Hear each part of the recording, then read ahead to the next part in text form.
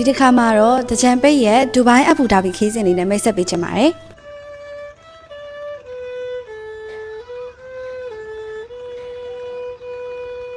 ဒူဘိုင်းအဘူဒါဘီခီးစဉ်မှာကမ္ဘာအမြင့်ဆုံးတာဝါကြီးကမ္ဘာအကြီးဆုံးဖိုတိုဖရေကြီးနဲ့ဓာတ်ပုံတွေရိုက်ကြမယ်24 carat coffee ကိုသုံးဆောင်ပြီးတော့7 star hotel နီးမှာ 8 of the wonder စရင်ဝင်နဲ့ကမ္ဘာအကြီးဆုံးအုံလက်ပုံကျွန်းကိုလည်းတွားရောက်လဲပတ်ကြမယ်တဲကနိုင်ရတဲ့မှာ 4 wheels လန်ကူစာစီးပြီးတော့အားရတူလေးရဲ့ belly dance ကပွဲကိုကြည့်ရှုရမယ်အတွေ့အကြုံများစွာပါဝင်ပါတယ်။နိုင်ဆိုင်ကဒူဘိုင်းအဘူဒါဘီခီးစဉ်ကိုအကြိမ်ကြိမ်ထွက်ရှိပြီးတော့အကောင်းဆုံးကျယ်လေးပွင့်ဟိုတယ်တွေရွေးချယ်ပြီးအစားအသောက်မကောင်းပါအောင်လဲလုံးဝစိတ်ပူစရာမလိုပါဘူးနော်။9ညအိတ်6ရက်ခီးစဉ်ကို MAI ဓာတ်ရိုက်လီချောင်းလေးနဲ့သွားမှာဖြစ်ပြီးတော့တဦးကို US ဒေါ်လာ